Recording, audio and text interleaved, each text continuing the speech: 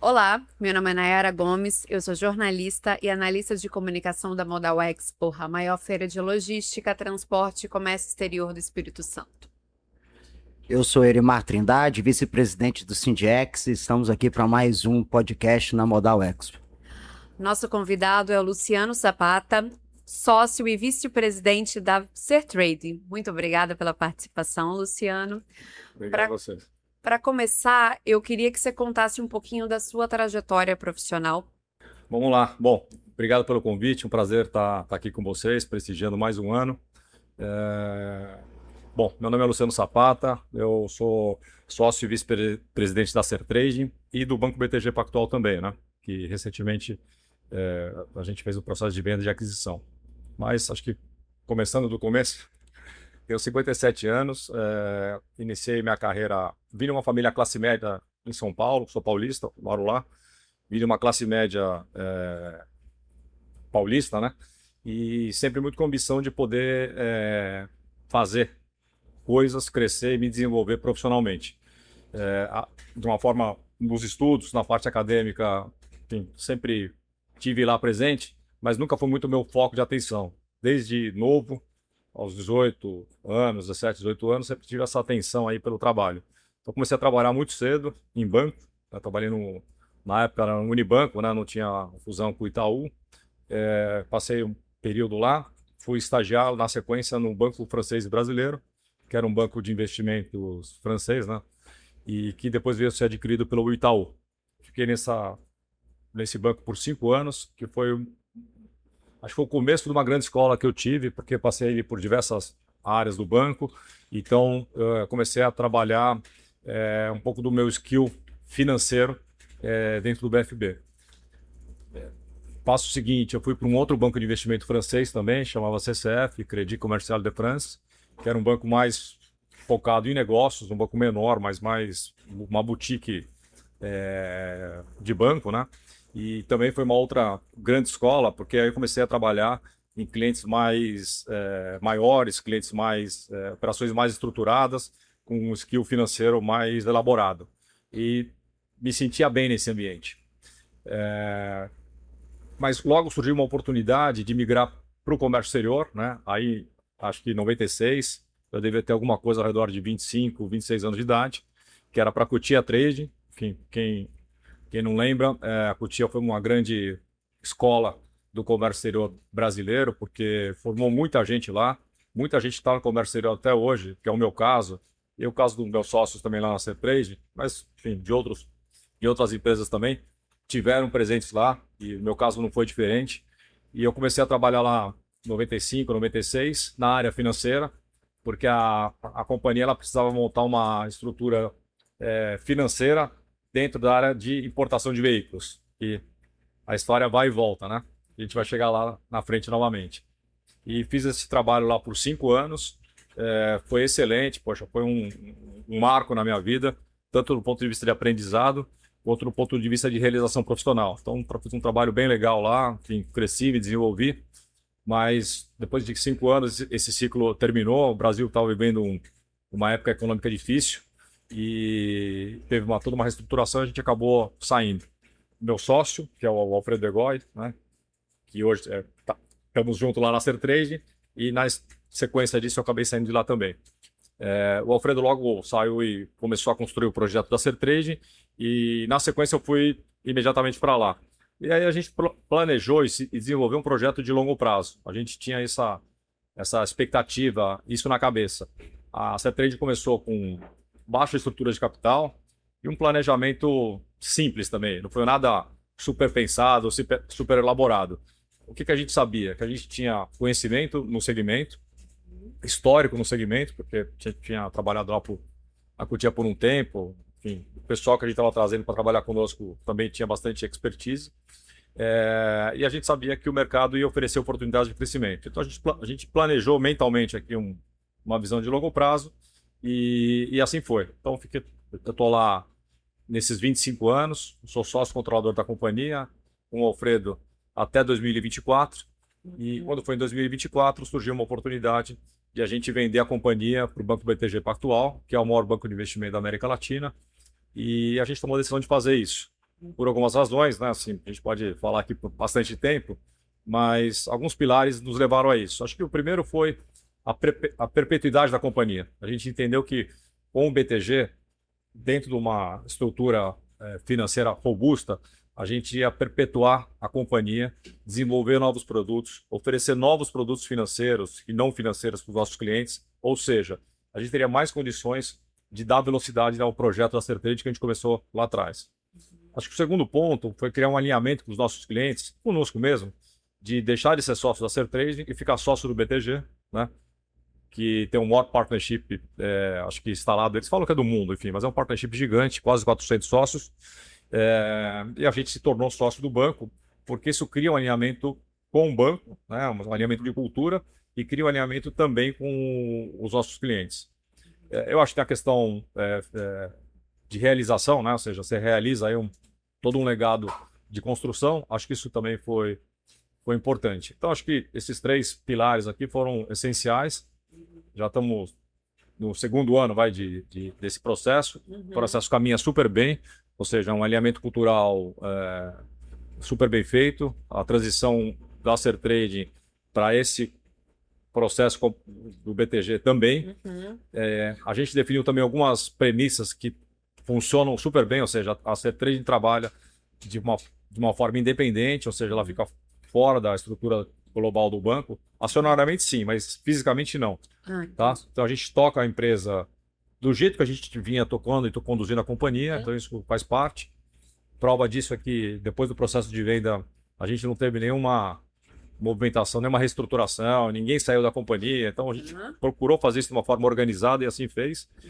E esse processo fez parte da minha carreira, da minha construção. Então, basicamente, o início foi no mercado financeiro, já há quase 30 anos, uns 30 anos ligados ao comércio exterior.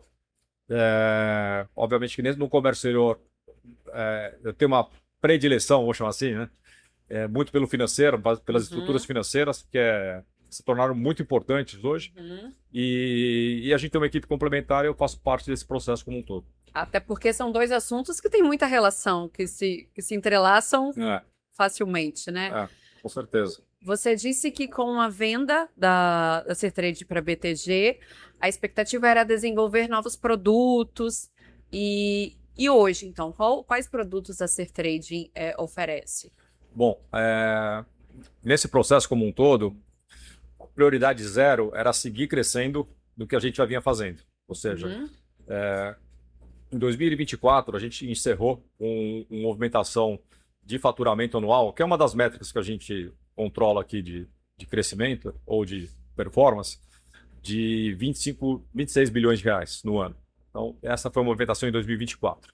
Em 2025, que foi o ano passado, a gente foi para 32 bilhões de reais. Esse ano, a gente vai bater uns 40 bilhões de reais em movimentação. O que quer dizer isso? Que a gente, na verdade, se preparou para chegar e atingir esse crescimento. Então, essa é a prioridade, é dar sequência no que a gente havia planejado lá atrás. Obviamente, agora, uma estrutura de capital mais forte, a gente podendo oferecer produtos financeiros para os nossos clientes, como, por exemplo, financiar essa cadeia de importação que a gente já fazia, mas você faz isso de uma forma mais competitiva. Você estender os prazos que a gente já fazia, mas com mais capacidade. A gente oferecer outros produtos que estão dentro do banco. Então, você imagina, a gente tem um cliente que importa, por exemplo, químicos, certo? E esse cliente ele tem que fazer a importação, certo? Mas ele eventualmente tem que levar um investidor para a empresa dele. O BTG está preparado para isso. Ele tem que obter financiamento para outros ciclos da cadeia produtiva dele. O BTG está pronto para isso. Ele tem capital e precisa investir esse dinheiro em algum banco. O BTG tem uma complementaridade nesse sentido. Então, a junção da Sertrade com o BTG tem muito disso. É um cross-selling, né, de clientes da Sertrade para lá e de lá para a companhia. Né? O banco tem uma área comercial bastante grande, então tem permanentemente esse cross-selling acontecendo. Além disso, a gente ainda tem alguns projetos de entrar em ativos, né? A gente começar a construir alguns. Os nossos clientes eles precisam de armazéns, eles precisam de silos, eles precisam de galpões, eles precisam de pátios logísticos para fazer as suas operações. Então, junto com o banco, a gente tem uma condição de estruturar isso de uma forma muito mais organizada e muito mais eficiente e competitiva. Uhum. Meio que essa compra pelo BTG foi quase quando a empresa completou 25 anos, não é? Isso, é. A empresa é de 2021, Isso, então foi quase 25 anos agora em 2026, isso, né? exatamente. Já é um plano para os próximos 25 anos, Sim, essa parceria com a BTG. Mas o que você atribui nesses 24, 25 anos anteriores para a empresa se manter no mercado, se manter competitiva?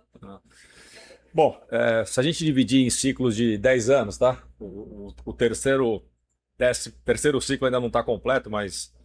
Então, eu acho que de 2001 até 2010, vamos colocar aqui, eu acho que a companhia, a Sertrade, ela veio num processo de construção. Então, ela nasceu fazendo o processo de serviço de comércio exterior. Então, o nosso primeiro grande cliente foi a Petrobras, que tinha um regime especial lá, que era o Repetro, as exportações fictas que tinha e tal.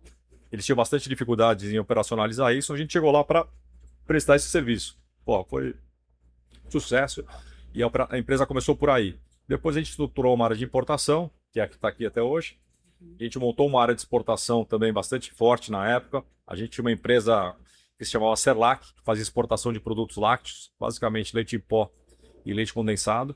Fazia isso para vários países do norte da África, América Latina, América Central, normalmente países de relação comercial mais difícil, mas é uma operação que veio super bem enquanto existia competitividade na exportação desse produto. A gente também exportou bastante proteína animal, né, parte de carne e frango, então a gente teve uma movimentação intensa nesse processo e assim veio se planejando nesse processo de construção nesses primeiros 10 anos. Eu diria que a gente veio crescendo, se desenvolvendo, a operação veio super bem, né? E em 2008 o mundo, né, passou por uma crise do subprime americano e acho que o Brasil saiu bem nessa crise e a gente também. Então isso foi um marco nessa transição, a gente conseguiu se consolidar, crescer faturamento e se posicionar aqui como um dos principais players do mercado depois de alguns anos. Esse mercado veio mudando, né? A gente brinca lá na companhia que existia um competidor local aqui, que hoje já não está mais, que eles sozinhos eram responsáveis pelo faturamento dos três, do segundo, do terceiro e do quarto lugar, né? Nós estávamos no meio disso. E hoje em dia, quando a gente olha isso para trás, na época era impensável chegar nessa condição e assim foi. A gente julga que o nosso negócio é baseado em gente, né? Então esse é o nosso principal ativo. O Sertrade não tem uma empresa que tem asset light, ou seja, não tem muitos ativos, não tem caminhão, não tem armazém, então a gente investe muito nas pessoas. Mas esses 10 primeiros anos foi um processo de construção. Eu acho que os segundos 10 anos foi seguir nesse processo de construção, mas muita lição de casa, né?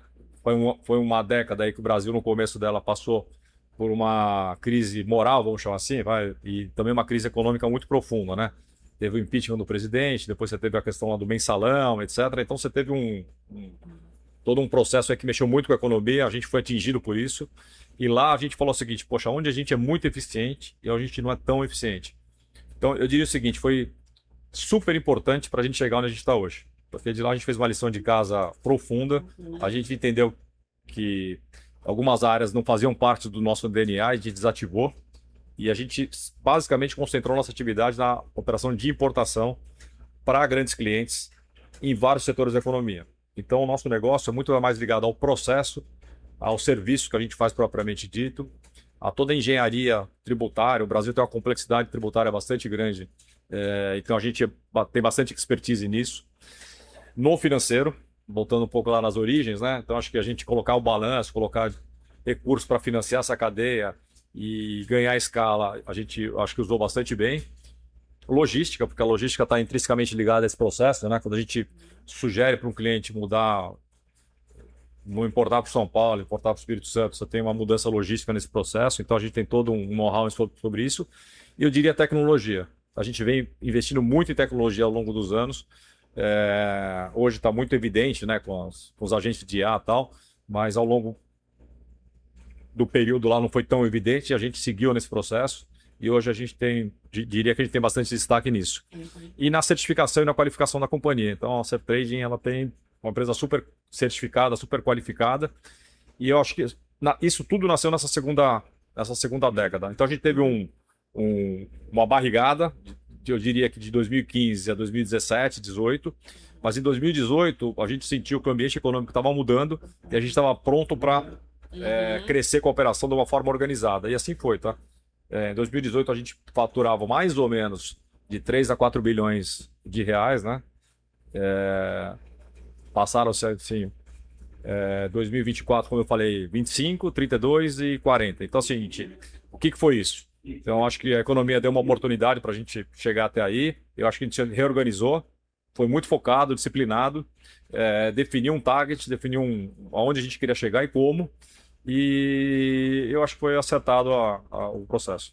Luciano, você está mencionando aí para a gente aí toda essa trajetória, inclusive os procedimentos que vocês tiveram, os cuidados internos que a empresa estivesse tão alinhada como está hoje, né? Então, a gente costuma dizer que a experiência, não tem como você comprar a experiência. O tempo você não compra, né? O dinheiro compra com algumas coisas, mas a experiência aí não. Passado agora esses 20 anos, a empresa estruturada, a empresa com esse faturamento que vocês estimam esse ano alcançar 40 bilhões aí, mas o que você acha? O segmento hoje que é Sertrade, você fala assim, olha, você olha no fundo do coração e fala, a gente é bom nisso. O que vocês fazem hoje, os segmentos que mais trazem para você uma confiabilidade não de receita, mas sim da capacidade operacional que efetivamente vocês construíram ao longo desse processo que você comentou?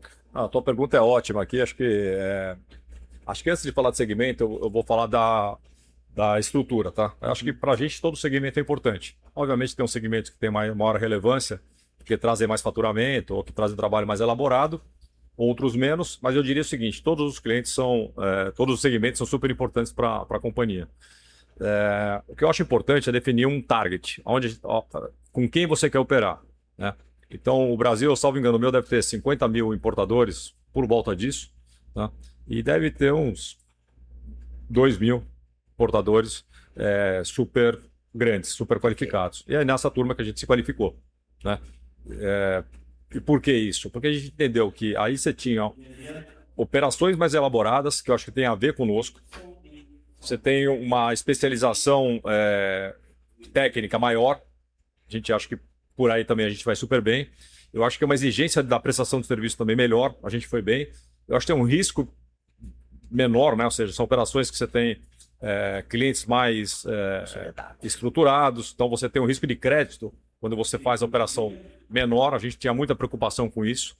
Trading, Edmar, você sabe tanto quanto eu, que é uma operação que tem uma volumetria financeira super grande, mas as margens são muito baixas. Então não dá para você errar. Então a nossa preocupação também era por aí. Então eu acho que operar multinacionais ou nacionais de grande porte já foi uma definição super importante. Para você ter isso e crescer no mercado, a gente entendeu que a gente tinha que estar super preparado. Então a gente também focou em ter um sistema tecnológico, né, que eu venho falando, super bom. Então isso não nasce do nada, né? Você tem que investir ao longo do tempo. Eu acho que tem certificações. Então hoje a Sertrade tem certificações diversas, né? Então ISO 9000 de qualidade, de cibersegurança, de anticorrupção, Great Place to Work, tá ligado a pessoas e cultura, que é um negócio super importante lá na companhia, e outros. Você tem N outras certificações. A gente vai ser premiado agora em Brasília com uma empresa super certificada, né? O ministro vai nos dar a premiação. Agora estou dando até um furo aqui. E o que quer dizer isso? Isso foi um trabalho muito bem feito, vem sendo bem feito na parte de compliance. Então a gente tem uma diretoria específica nisso, porque nossa visão é o seguinte: se você tiver um bom delivery, ou seja, se você tiver uma boa entrega para esses clientes, você vai crescer. Se você não tiver, você vai ter mais dificuldade em crescer. Então, eu diria que certificações é um negócio super importante, tecnologia é outra, mas o principal são as pessoas, né? Então, na companhia, a gente montou uma empresa, a gente montou um partnership. No momento da venda, éramos em 13 sócios, tá? Obviamente que você tem lá as categorias deles, né? Então, a empresa era liderada por mim e pelo Alfredo, mas depois você tinha 13 sócios que, enfim, pelo seu trabalho chegaram lá, e isso foi Eu acho que aí mora um sucesso importante. E aí, voltando para segmentos, a gente tem especialização. A gente é super atuante no segmento de veículos, né, da parte automotiva. Esse ano a gente deve importar alguma coisa ao redor de 150 mil automóveis numa estrutura em Cariacica aqui, no estado do Espírito Santo. Tudo por aqui, tá? Então, toda operação de veículos é por aqui. Numa estrutura logística de quase 1 milhão de metros quadrados, onde a gente tem capacidade de receber esses automóveis, deixar eles, vamos chamar assim, estacionados. Depois ele passa por um processo de tropicalização. Feito esse processo de tropicalização, ele vai para um processo de carregamento. Feito esse carregamento, a gente fatura isso para o cliente e acompanha a chegada no seu destino. É um processo que roda, né? Você imagina 150 mil automóveis rodando por ano, quase 12 mil automóveis por mês. Eu tive, antes de vir para cá, no nosso pátio logístico lá, fora do áudio aqui, depois eu vou mostrar para vocês o vídeo e as fotografias, acho que vale a pena ver. É uma coisa impressionante, é um mar de carros e a gente opera tudo isso. Então a gente compra esses carros de diversos países, né? Assim, no caso da Ford, que é um cliente importante nosso, a gente compra os carros da Ford dos Estados Unidos, Argentina, México, China, não sei se eu estou esquecendo algum outro, Tailândia, enfim, de 5 ou 6 países. Traz esses veículos para cá, coloca nesse pátio e transcorre como eu falei. O Brasil também está passando por vou dizer, uma enxurrada de automóveis chineses híbridos e elétricos. A maioria deles são importados, né? Alguns deles estão começando a ser fabricados aqui, mas a importação ainda é muito relevante e a gente aproveita essa oportunidade. Então, veículos é uma coisa que está no nosso DNA desde 92, tá? Porque na Cotia Trading a gente começou esse processo quando o Brasil abriu a sua economia, né, a sua importação, e os veículos começaram a entrar. Enfim, isso é muito nova, mas você não vai lembrar disso. Mas o Brasil, ele tinha 4 montadoras aqui e os carros com pouca tecnologia e tal. E lá atrás começou, a gente fez parte desse processo e agora está repetindo isso aqui na Sertrade. A parte de aviação executiva, o Brasil é um país de dimensão continental, tem um déficit aeroportuário gigante. Então, quando você vai nos aeroportos, você sente isso, né? Que você tem um gap. E a aviação executiva cumpre, e muitas vezes, esse processo. A parte de agrobusiness, eu diria que é fundamental você ter a aviação. Mas os grandes grupos empresariais também circulam muito para os seus negócios e para suas vidas pessoais também. Então, esse é um mercado que cresce. A gente está nesse mercado desde 2009. E esse ano aqui devemos importar alguma coisa ao redor de 70 aeronaves, quase 4 bilhões de reais. Dos 40 que a gente vai fazer, 10% é aviação executiva. E tudo isso a gente opera pelo Espírito Santo, porque nos trouxe uma estrutura, enfim, uma operação que dá bastante transparência. E depois temos... A gente é muito forte na parte de cosméticos, na parte de medicamentos, na parte de químicos. Máquinas e equipamentos para construção também é um legado. Enfim, são 16 setores da economia que a gente opera. Então, aqui no Espírito Santo são principalmente esses segmentos de automóveis e aviação executiva. Diria o seguinte, um pouco mais do que isso. Então, a gente opera muito automóvel, né? Como eu falei, toda a operação de automóveis hoje, nossa, está no Espírito Santo. Quase toda. Tem uma outra coisa fora, mas de uma forma majoritária aqui. A aviação executiva, acho que toda ela aqui dentro. Cosméticos, a Sertrade deve ser a maior importadora de cosméticos do Brasil, se não for entre as maiores. E a gente usa o Espírito Santo como base de operação. Máquinas e equipamentos para construção é o Espírito Santo. Então, acho que o Estado tem uma vocação, né? Uma vocação logística, está num bom momento. Ela vem o Estado, acho que a nossa leitura é que ele vem de vários governos responsáveis, vamos chamar assim, independente do partido político ou da pessoa, mas de fato a gestão que alternou entre o Casagrande, Paulo Artung, ao longo do tempo foi super responsável, conseguiu desenvolver o Estado, e eu acho que a gente sente muita segurança jurídica, muita segurança em operar aqui dentro. E obviamente ele criou essa vocação de estar fazendo esse trabalho não só de importação, mas também de distribuição de produtos aqui a partir do Espírito Santo. Luciano, você comentou aí um pouco das operações de veículos, onde vocês têm uma estrutura fantástica aqui em Cariacica, né? Como você diz, um mar de carros. Eu mesmo fiquei surpreso hoje. Tá? E toda essa experiência que vocês têm, e a gente imagina o quanto é difícil colocar uma operação dessa de pé. Porque quando a gente fala em importar cosméticos, que você mesmo já mencionou que vocês são um dos líderes do mercado, uma operação que chega em container, ela vai sair ali em container. Quando a gente está falando de carros, é um espaço físico que a se ocupar enorme.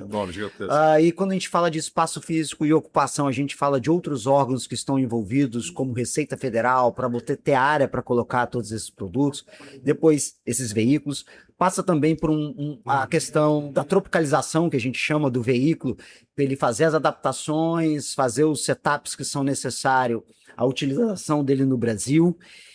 Me conta uma coisa, qual é o próximo plano, então, da Sertrade, imaginando que essa coisa tão gigantesca que vocês estão montando, não gigantesca no sentido de ser só enorme, a complexidade que é uma operação de veículos, né? Todos os cuidados que necessitam aí, qual o próximo passo da Sertrade, então? A gente está curioso em saber nessa questão dessa estruturação, desses pontos comerciais, porque a gente sabe que existe no Espírito Santo oportunidades, por exemplo, não será surpresa para mim se nos próximos meses a Sertrade montar o mesmo conceito que ela montou de veículos, ela montar a parte também de máquinas e equipamentos, ou seja, um centro de distribuição dessas máquinas e equipamentos que também estão aqui. Conta pra gente aí se você tiver alguma coisa, os próximos 5 anos da Sertrade. Bom, agora com o BTG, eu acho que naturalmente a gente fazer... colocar mais produtos financeiros à disposição dos nossos clientes é algo que faz sentido para a gente. E aí não é você só financiar a operação, porque isso a gente já faz, mas é você também criar estruturas logísticas, né, a partir de investimentos que possam ser feitos por nós e não necessariamente pelos nossos clientes. Então essa é uma possibilidade. A gente entende também que o mercado ainda vai dar muita oportunidade para se crescer através do processo de importação, independente de você ter uma reforma tributária que minimize ou maximize que minimize os benefícios fiscais.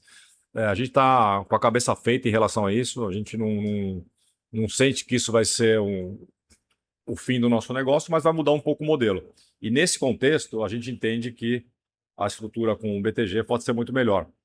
Então, você participar de operações mais ligadas à necessidade da continuidade desses clientes, para mim, faz sentido. Vou dar um exemplo, sei lá, você pega um cliente nosso. Vou dar um exemplo da Ambev, mas não é o caso, tá? Só para exemplificar. Ela traz malte em granel, no navio. Ela traz esse malte abastece aqui no Espírito Santo, tá? Ela abastece silos, não só no Espírito Santo, ela faz isso em alguns estados. A gente opera para elas em 3 estados especiais.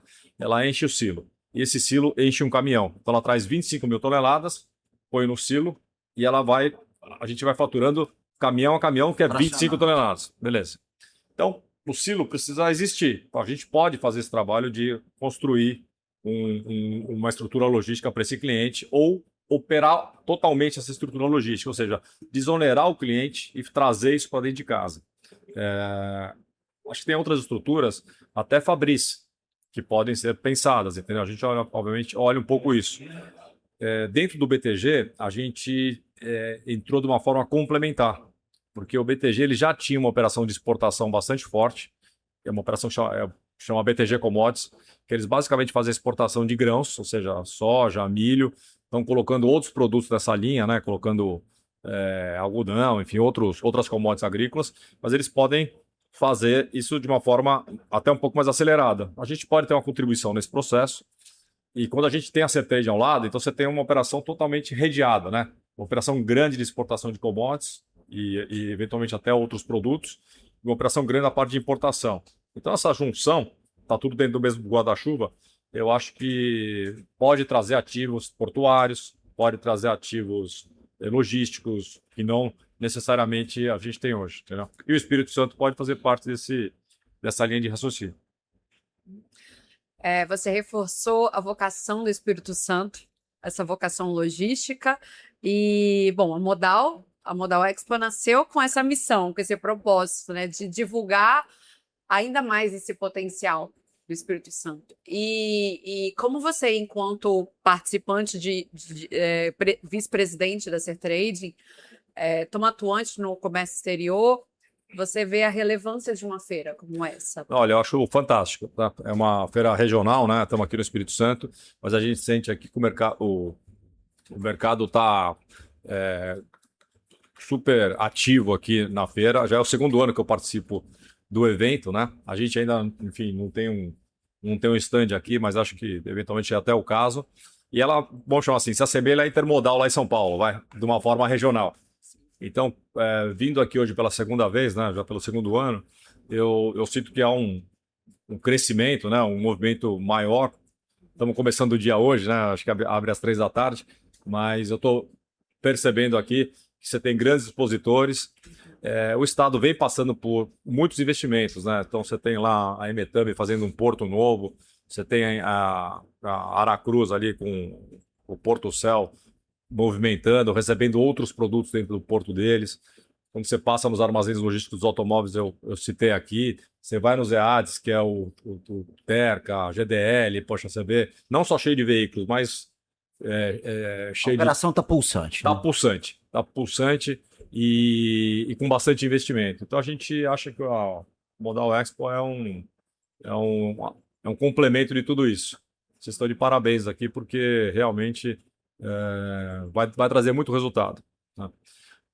Outro dia eu tive a oportunidade de fazer um sobrevoo no estado de helicóptero para ver as estruturas. Foi super interessante, porque a gente está acostumado a olhar de baixo, né? Sim. Mas olhando de cima, realmente o estado tem muito potencial de crescer nessa parte logística. A impressão que eu tenho é essa e a gente está super de olho.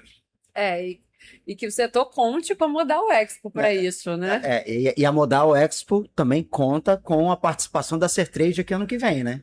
Uma empresa dessa envergadura, uma companhia dessa envergadura, com possibilidades imensas de cada vez mais fazer investimentos aqui no Espírito Santo, a Modal Expo também conta com a participação no que vem da Sertrade, fica intimada, né? Podem contar, a gente está, poxa, super atuante no setor, super atuante no estado e tenho certeza que vai ser um investimento fantástico. Eu já vou falar com o meu comercial, então. Eu sou da comunicação, mas eu fico de olho também. Mas vamos pensar aqui, né? Você imagina, a gente vai movimentar só nessa parte de automóveis 150 mil automóveis esse ano. Você pode imaginar, esses carros eles chegam em navio, ou rodando, ou em container, porque nem tem navio ro-ro suficiente para isso. Ele desce no porto, ele já tem que passar. Do porto ele tem que subir num caminhão para ser removido ou para um armazém alfandegado ou mesmo para o nosso centro automotivo, um dos dois. Né? Depois você já tem toda essa movimentação. Você imagina 150 mil automóveis funcionando dessa maneira. Depois ele passa por esse processo de estacionar os carros e aí você tem todo o movimento logístico desse processo. Passa pela tropicalização. Depois ele sai do Espírito Santo e vai para o Brasil inteiro. Né? O Brasil inteiro recebe carros que saem a partir do Espírito Santo. Então, a movimentação econômica que isso gera no Estado, não só do processo de importação, mas do combustível que se gasta, do pneu que o transportador consome nesse processo, da alimentação que ele tem, dos armazéns, do real estate que está por trás disso, né? Porque muita gente acaba usando aqui os hotéis, enfim, as estruturas disponíveis, os restaurantes. Então, assim, eu acho que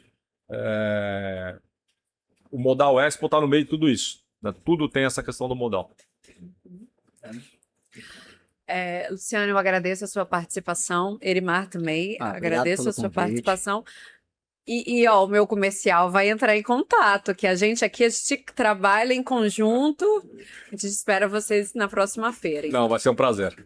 Obrigado, Nara. Obrigado, Erimar. Obrigado, Luciano. Valeu.